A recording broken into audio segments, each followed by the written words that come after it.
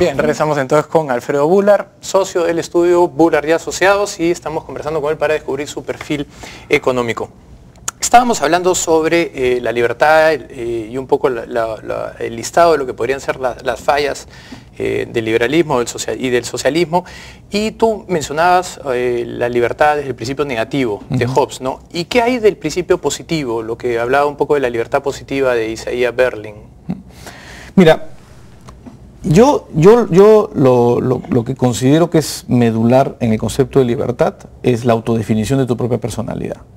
Y yo básicamente esa definición de tu propia personalidad, es la posibilidad de decidir qué cosa es lo que voy a hacer, es para mí la esencia del contenido de la libertad. Entonces cuando tú hablas de la libertad negativa, en el fondo estás hablando justamente de eso, de mi derecho a que nadie pueda definir distinto a mí qué cosa es lo que va a ocurrir, ¿no? Pero decía, por ejemplo, la politóloga Sachar, que al final es una lotería donde nace uno, ¿no? Si naces en una casa en San Isidro, entonces tienes la libertad de poder decidir ciertas cosas porque tienes acceso a ciertos bienes, pero si naces en un lugar alejado, en zonas rurales, por más que quieras hacer unas cosas, pues tienes ciertas restricciones que no son inherentes a tu persona, sino exógenas a tu forma de nacer. No, yo creo que, a ver, yo creo que lo central para definir la libertad es el concepto de cuál es el rol de la ley. Y el rol de la ley es el de definir cuáles son mis derechos. No es el rol de la ley tratarme diferente para igualarme a los demás. Y yo creo que ese es el problema del concepto de libertad positiva, que se piensa que le corresponde a la ley hacerme libre. No, la libertad se define por la negación de lo que otros pueden hacer conmigo, no de lo que otros pueden hacer con los demás para que yo sea libre. Y yo creo que ahí hay una inconsistencia grave, una consistencia seria. ¿Tienes una posición miniarquista del Estado? O sea, de los roles del Estado. ¿El Estado debe estar suscrito y limitado a que... Yo sí creo que debe haber un Estado pequeño, fuerte en lo que tiene que hacer, en brindarte seguridad, en brindarte definir ciertos derechos, en proteger que ciertos conflictos puedan ser resueltos. Y no me refiero a conflictos concretos, que la gente cumpla su palabra cuando se empiezan los contratos. La administración de justicia, también donde hay aspectos limitados. Yo sinceramente no entiendo por qué las empresas que tienen un problema tienen que irse a gastar recursos públicos en un juez. Yo creo que ahí lo que la ley debería decir, mire señor, usted arregle su problema, nombre sus árbitros y resuelva su problema y páguele usted a los árbitros. Yo no tengo por qué resolver esos problemas. Los problemas reales de la justicia son los problemas de justicia penal, la violación de la propiedad por un tercero con el que no tengo un contrato, con lo cual no puedo pactar un arbitraje o cosas por el estilo. Situaciones en las cuales requieres un mecanismo que solucione lo que no se puede solucionar a través de un acuerdo. El arbitraje debería tener mandato legal, digamos, para que una vez fallado sea eso lo que se tiene que poner. Que es como en sus orígenes, incluso en la justicia penal. En la justicia penal llegó en los orígenes de la justicia, era administrada a través de sistemas arbitrales o sistemas de terceros elegidos por las partes o elegidos por la comunidad para resolver un problema. Sí. Ese concepto se ha perdido. Japón es conocido por haber tenido un sistema que se llamaba el Nabu Nakama en el siglo XVII y XVIII, que lo que hacía era, habían permitido que los asuntos comerciales se definan entre las guilds, ¿no? Entre las asociaciones, entre los gremios, ¿no? Entonces, Nozick, para retornar un poco al inicio de la conversación, estaba en contra de la redistribución justamente por un principio de propiedad privada, digamos, ¿no? Y de lo que él limitaba en lo que eran los derechos de la persona. Entonces, ¿qué hacemos con la educación? ¿Qué hacemos con los temas, por ejemplo, de seguridad social, de salud? Bueno, son problemas distintos, yo creo que tienen respuestas diferentes. Ese es un tema muy debatido incluso entre los liberales. Comencemos con el tema de educación, ¿no? Si efectivamente el Estado tiene o no un rol en brindar educación. Lo que yo tengo clarísimo es que incluso en el supuesto que tú aceptes que debe haber algún aporte del Estado para que ciertas personas que no tienen acceso a recursos para educarse se eduquen, eso es muy distinto a decir financiamiento de la educación a decir gestión de la educación. Son dos cosas totalmente distintas. En todo caso, si el Estado identifica categorías que creemos o llegamos a un consenso que hay que ayudar, lo que tienes que ver es cómo esas personas pueden financiarse para acceder a educación privada, a educación que pueda ser dada en términos competitivos, y no lo que está ocurriendo peligrosamente en los últimos años en el Perú, en estos últimos 2 años, que hay todo un movimiento para reforzar el lado estatista de la definición de la negociación, de la educación, no solo a través de las escuelas públicas y las universidades públicas, sino a través de regular lo que hacen las empresas, las entidades privadas de educación. Entonces, ahí hay un problema que en mi opinión es serio, es complejo, y que en realidad, incluso asumiendo que requieres apoyar a ciertos sectores, la forma de apoyarlos es esa, no es la otra, no es creando escuelas privadas que van a brindar educación. Seguridad social, y vamos a concentrar, por ejemplo, en el tema de los fondos de pensiones, ¿no? Evidentemente, lo que tenemos hoy día en el Perú, las AFPs, es bastante mejor de lo que teníamos antes. Yo sigo creyendo que es un sistema imperfecto. Yo creo que el ahorro forzoso no es la mejor solución al problema de la seguridad social.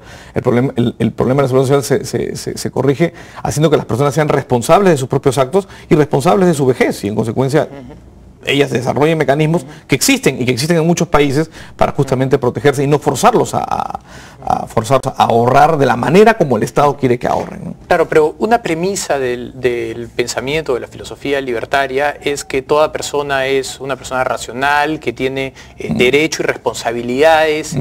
Sin embargo, alguien podría decirte, bueno, pero una persona que tiene una incapacidad mental, o un niño, o un anciano, que ya perdió la capacidad de definirse o de autogestionarse, no tienen esas libertades. Entonces, ¿quién se ocupa de ellos? Ya, a ver, yo creo que hay que ir por partes y cucharadas.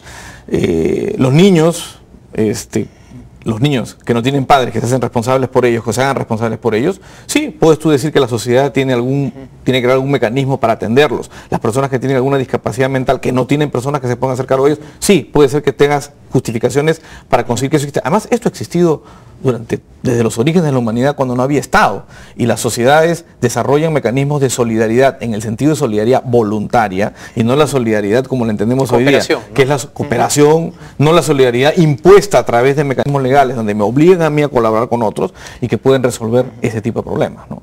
Entonces, lo que sinceramente creo que ocurre es que hemos trastocado totalmente las cosas y hemos comenzado a pensar todo al revés, y hemos comenzado a pensar que cuando obtienes una situación en la que alguien está en estado de necesidad, es un deber inmediato de todos los demás tener que acudir a asistir a esta persona, así su situación sea generada por su propia responsabilidad, por sus propios actos, ¿no?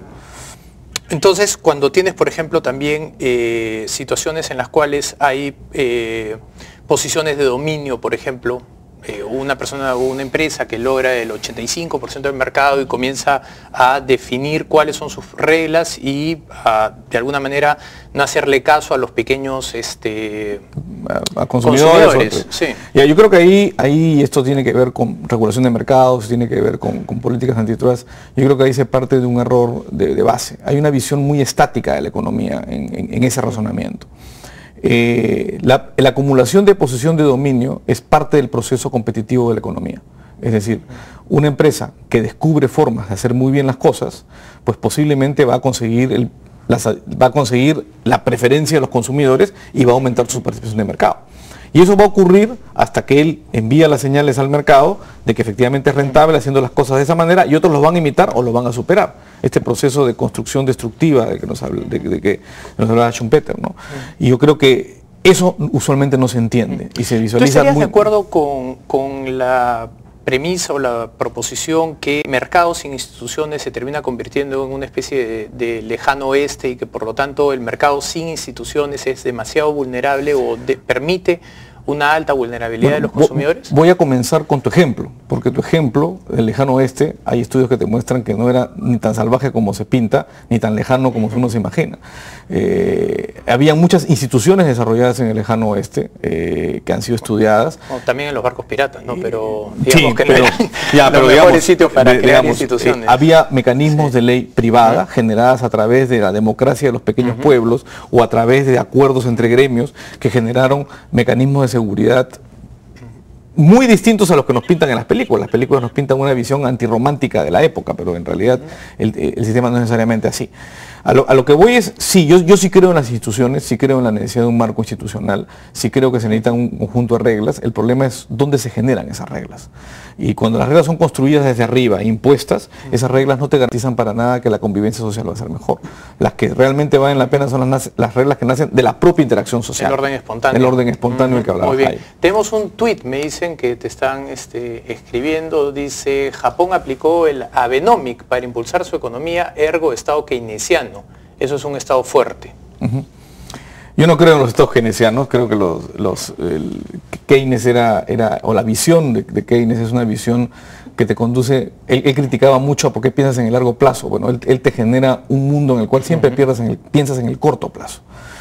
Piensas en que vale el día a día y no vale lo que va a ocurrir en el futuro. Y es bien contradictorio, ¿no? Porque muchas personas que se reclaman keynesianos son personas que justamente no tienen en cuenta que lo importante es el largo plazo. Lo importante es consolidar. Además pensaba en el macro, pero no en el micro, ¿no? ¿Cómo afecta lo que tú estás haciendo en cuanto a impulsos fiscales y monetarios a nivel del micro? ¿Qué es lo que decisiona la decisión del día a día? Que es donde la gente vive. Porque en el macro, el macro es... el macro es el de todos, y todos en realidad no es nadie. En realidad el sufrimiento o el bienestar... ¿Crees que fue un error de los austríacos en la crisis del 30 no proponer reducir el Estado, desregular y simplemente decir, bueno, el mercado lo va a hacer todo solo, si lo dejan tranquilo, no metan la mano? O sea, yo creo que esa es la salida era básicamente esa. Las crisis, y la del 2008 también lo demuestra, son crisis generadas por meter la mano, no por sacarla.